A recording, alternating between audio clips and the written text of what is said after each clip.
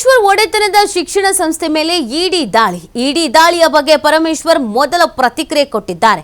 ಇಡಿ ಅಧಿಕಾರಿಗಳಿಗೆ ತನಿಖೆಗೆ ಸಹಕಾರವನ್ನ ನೀಡಿದ್ದೇವೆ. ಇಡಿ ದಾಳಿ ಉದ್ದೇಶ ನಮಗೆ ಗೊತ್ತಿಲ್ಲ. ಇವತ್ತು ಕೂಡ ದಾಳಿ ಮುಂದುವರೆದಿದೆ. ನಾನು ಈ ದೇಶದ ಕಾನೂನನ್ನ ಗೌರವಿಸ್ತೇನೆ. ಬೆಂಗಳೂರಿನಲ್ಲಿ ಗೃಹ ಸಚಿವ ಪರಮೇಶ್ವರ್ ಈ ಪ್ರತಿಕ್ರಿಯೆ ಕೊಟ್ಟಿದ್ದಾರೆ.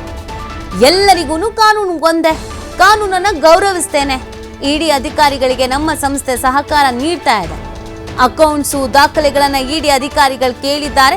ಬೆಂಗಳೂರಿನಲ್ಲಿ ಗೃಹ ಸಚಿವ ಪರಮೇಶ್ವರ್ ಈ ಪ್ರತಿಕ್ರಿಯೆ ಕೊಟ್ಟಿದ್ದಾರೆ. ನಿನ್ನೆ ದಾಳಿ ಆಗಿತ್ತು. ಈ ದಾಳಿ ವಿಚಾರಕ್ಕೆ ಸಂಬಂಧಪಟ್ಟಂತೆ ಸಹಜವಾಗಿ ರಾಜಕೀಯವಾಗಿ ಒಂದಷ್ಟು ಚರ್ಚೆಗಳಾಗಿದ್ವು. ಅದಕ್ಕೆ ಅವರು ಪ್ರತಿಕ್ರಿಯೆ ಕೊಟ್ಟಿದ್ದಾರೆ. ಮೊದಲ ಪ್ರತಿಕ್ರಿಯೆ ಇದು. ನಾನು ಕೂಡ ಈ ಕಾನೂನಿನ ಗೌರವಿಸ್ತೇನೆ. ಎಲ್ರಿಗೂ ಕಾನೂನು ಒಂದೇ. ಇಡಿ ದಾಳಿ ಬಗ್ಗೆ ಈ ರೀತಿಯಾಗಿ ಅವರು ಪ್ರತಿಕ್ರಿಯಿಸಿದ್ದಾರೆ. ಅದರಿಂದ ನಾವು ಎಲ್ಲ ರೀತಿಯ ಸಹಕಾರವನ್ನು ಕೂಡ ಇಡಿ ಅಧಿಕಾರಿಗಳಿಗೆ ಕೊಡ್ತೇವೆ. ಅದರಲ್ಲಿ ಯಾವುದನ್ನು ಕೂಡ ಮುಚ್ಚಿಡುವಂಥದ್ದು ಯಾವುದೂ ಕೂಡ ಇಲ್ಲ. ಇದು ಒಂದು. ಎರಡನೇದು, ನಾನು ಮೊದಲಿನಿಂದನೂ ಕೂಡ ಕಾನೂನು point of time all I can say is let the investigation B complete. Have they called you for questioning, sir? Anything else? Thank you. ಬೇರೆ ಕಾನೂನಿಲ್ಲ. ದೊಡ್ಡವ್ರಿಗೊಂದು ಕಾನೂನು, ಸಣ್ಣವರಿಗೊಂದು ಕಾನೂನು, ಆ ರೀತಿ ಕಾನೂನು ಮಾಡಿಲ್ಲ.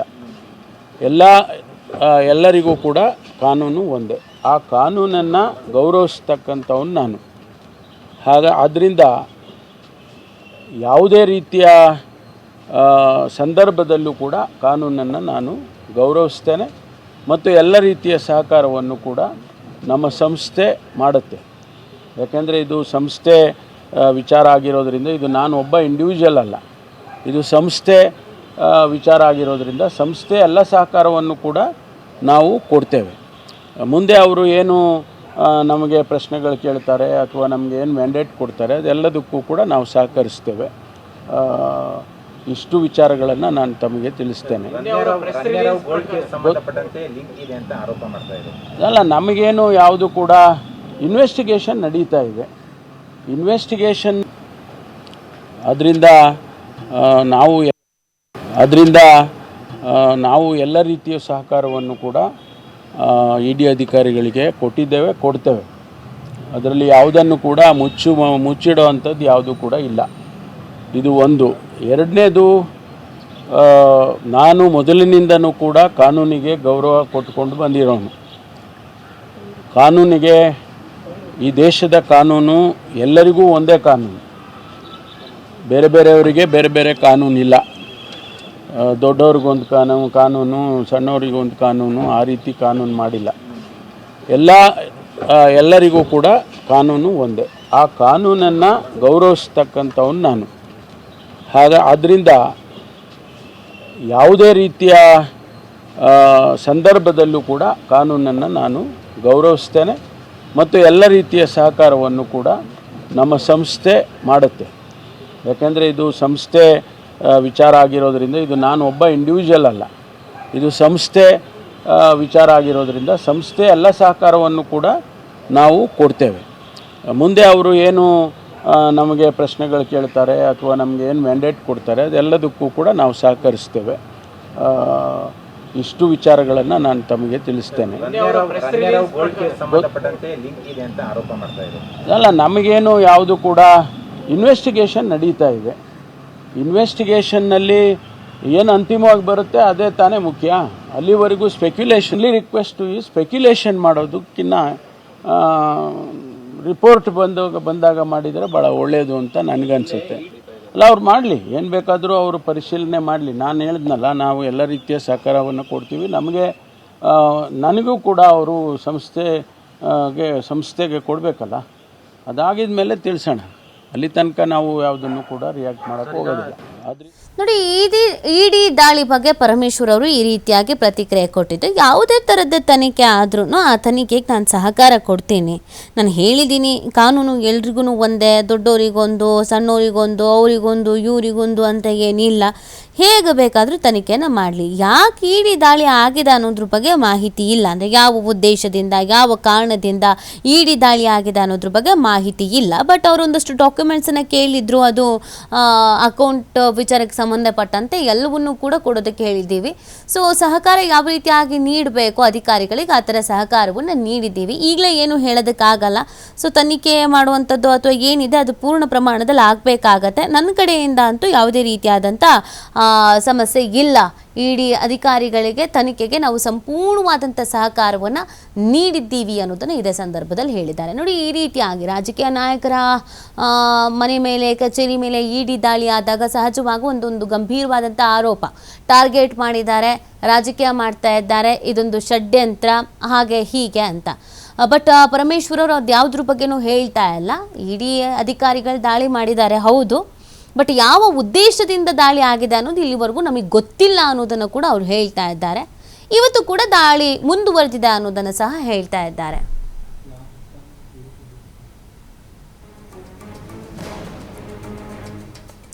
ಪರಮೇಶ್ವರ್ ಒಡೆತನದ ಶಿಕ್ಷಣ ಸಂಸ್ಥೆ ಮೇಲೆ ಇಡಿ ದಾಳಿ ಪ್ರಕರಣ 2ನೇ ದಿನವೂ ಕೂಡ ಇಡಿ ದಾಳಿ ಮುಂದುವರಿತಾ ಇದೆ. ನಿನ್ನೆ ತಡರಾತ್ರಿವರೆಗೆ ಪರಿಶೀಲನೆಯನ್ನ ನಡೆಸಿದ್ದ ಇಡಿ ಇವತ್ತು ಮತ್ತೆ ಬೆಳಗ್ಗೆ 6 ಗಂಟೆಯಿಂದ ಪರಿಶೀಲನೆ ಆರಂಭಿಸಿದ್ದಾರೆ. ಕುಣಿಗಲ್ ರಸ್ತೆಯಲ್ಲಿರುವಂತಹ ಸಿದ್ಧಾರ್ಥ ತಾಂತ್ರಿಕ ಮಹಾವಿದ್ಯಾಲಯ, ಹೆಗ್ಗೆರೆ ಬಳಿ ಇರುವಂತಹ ಸಿದ್ಧಾರ್ಥ ಮೆಡಿಕಲ್ ಕಾಲೇಜು, ಕ್ಯಾತಸಂದ್ರದ ಸಿದ್ಧಾರ್ಥ ಇಂಜಿನಿಯರಿಂಗ್ ಕಾಲೇಜಿನಲ್ಲಿ ಪರಿಶೀಲನೆಯನ್ನ ಮಾಡಲಾಗ್ತಾ ಇದೆ. ನಿನ್ನೆ ಈ ಒಂದು ಕಾರ್ಯಾಚರಣೆಯನ್ನು ಮಾಡಲಾಗಿತ್ತು, ಅದನ್ನು ಇವತ್ತಿಗೂ ಕೂಡ ಮುಂದುವರಿಸಲಾಗಿದೆ. ಇದೀಗ ಸಿದ್ಧಾರ್ಥ ಸಂಸ್ಥೆಯಲ್ಲಿ ಈ ಶೋಧ ಕಾರ್ಯ ಅನ್ನೋದು ಮುಂದುವರಿತಾ ಇರೋದು. ಬೇರೆ ಬೇರೆ ಪ್ರಕರಣಗಳು ಕೂಡ ಸುತ್ತಮುತ್ತ ಓಡಾಡ್ತಾ ಇದ್ದ ಹೆಸರುಗಳು, ಬಟ್ ಯಾವ ಉದ್ದೇಶ ಅನ್ನೋದು ಗೊತ್ತಿಲ್ಲ. ಇದೀಗ ತುಮಕೂರಿನ ಸಿದ್ಧಾರ್ಥ ಶಿಕ್ಷಣ ಸಂಸ್ಥೆಗಳ ಮೇಲೆ ಜಾರಿ ನಿರ್ದೇಶನಾಲಯದ ದಾಳಿ ಏನಿದೆ ಅದು ಮುಂದುವರಿತಾ ಇರುವಂಥದ್ದು. ಇನ್ನು ತುಮಕೂರಿನ 3 ಕಡೆಯಲ್ಲಿ ಶೋಧ ಕಾರ್ಯಾಚರಣೆಯನ್ನು ನಡೆಸಲಾಗಿತ್ತು. ಹಲವು ದಾಖಲೆಗಳನ್ನು ಇಲ್ಲಿವರೆಗೂ ಪರಿಶೀಲನೆ ಮಾಡಿದ್ದಾರೆ ಅಂತ ಕೂಡ ಹೇಳಲಾಗ್ತಾ ಇದೆ. ಸುಮಾರು 24 ಗಂಟೆಗಳು ಕಳೆದ್ರೂ ಇಡಿ ಅಧಿಕಾರಿಗಳು ಶೋಧ ಕಾರ್ಯವನ್ನು ಮುಂದುವರಿಸಿದ್ದಾರೆ. ಈಗಾಗಲೇ ಈ ದಾಳಿ ಯಾಕಾಗಿರಬಹುದು ಅನ್ನೋದ್ರ ಬಗ್ಗೆ ಕೆಲವೊಂದಷ್ಟು ಬೇರೆ ಕೇಸಸ್ಗಳ ಹೆಸರುಗಳು ಕೂಡ ಓಡಾಡ್ತಾ ಇದೆ. ಬಟ್ ಕನ್ಫರ್ಮ್ ಆಗಿ ಯಾವುದನ್ನು ಏನೂ ಹೇಳೋದಕ್ಕೆ ಆಗೋದಿಲ್ಲ. ಸುಮಾರು 16 ಕಡೆ ಜಾರಿ ನಿರ್ದೇಶನಾಲಯ ಅಧಿಕಾರಿಗಳು ದಾಳಿಯನ್ನು ಮಾಡಿರುವುದು ಅನ್ನೋದ್ರ ಬಗ್ಗೆ ಮಾಹಿತಿ ಸಿಗ್ತಾ ಇದೆ. ತುಮಕೂರಿನ ಕುಣಿಗಲ್ ರಸ್ತೆಯ ಸಿದ್ಧಾರ್ಥ ಇಂಜಿನಿಯರಿಂಗ್ ಕಾಲೇಜು, ಹೆಗ್ಗೆರೆ ಸಮೀಪದ ಸಿದ್ಧಾರ್ಥ ಮೆಡಿಕಲ್ ಕಾಲೇಜು, ಕ್ಯಾತ್ಸಂದ್ರದ ಹೊಸ ಸಿದ್ಧಾರ್ಥ ಇಂಜಿನಿಯರಿಂಗ್ ಕಾಲೇಜು, ಈ 3 ಕಡೆ ಶೋಧ ಕಾರ್ಯಾಚರಣೆ ಭರದಿಂದ ಸಾಗ್ತಾ ಇದೆ. ಟೋಟಲ್ ಆಗಿ ಒಟ್ಟು 16 ಕಡೆ ಜಾರಿ ನಿರ್ದೇಶನಾಲಯ ಅಧಿಕಾರಿಗಳು ದಾಳಿಯನ್ನು ಮಾಡಿರೋದು ಅಂತ ಮಾಹಿತಿ ಲಭ್ಯವಾಗ್ತಾ ಇದೆ. ಅದರಲ್ಲಿ ಪ್ರಮುಖವಾಗಿ 3 ಕಡೆ ಶೋಧ ಕಾರ್ಯಾಚರಣೆ ಇನ್ನೂ ಮುಂದುವರಿತಾ ಇದೆ. ಸಿದ್ಧಾರ್ಥ ಶಿಕ್ಷಣ ಸಂಸ್ಥೆ ಕಚೇರಿಗಳ ಮೇಲೆ ಜಾರಿ ನಿರ್ದೇಶನಾಲಯ ಅಧಿಕಾರಿಗಳು ಬೆಳಗ್ಗೆ 9 ಗಂಟೆಗೆ ನಿನ್ನೆ ದಾಳಿ ನಡೆಸಿ ಶೋಧ ಕಾರ್ಯವನ್ನು ಆರಂಭಿಸಿದರು. ಏಕಕಾಲದಲ್ಲಿ ತುಮಕೂರಿನ 3 ಕಡೆ ಹಲವು ಕಡೆ ದಾಳಿಯನ್ನು ಮಾಡ್ತಾರೆ. 40ಕ್ಕೂ ಅಧಿಕ ಅಧಿಕಾರಿಗಳಿಂದ ಶೋಧ ಕಾರ್ಯ ನಡೆಯುತ್ತೆ. ಅಕ್ರಮ ಹಣ ವರ್ಗಾವಣೆಯ ಬೆನ್ನು ಬಿದ್ದು ಕಡತಗಳ ಪರಿಶೀಲನೆಯನ್ನು ನಡೆಸಲಾಗ್ತಾ ಇದೆ ಅಂತ ಹೇಳಲಾಗ್ತಾ ಇದೆ. ಇನ್ನು ಇವತ್ತು ಕೂಡ ಬಹುತೇಕ ಸಂಜೆವರೆಗೂ ಇಡಿ ದಾಳಿ ಮುಂದುವರಿಯುವಂಥ ಸಾಧ್ಯತೆ ಇದೆ.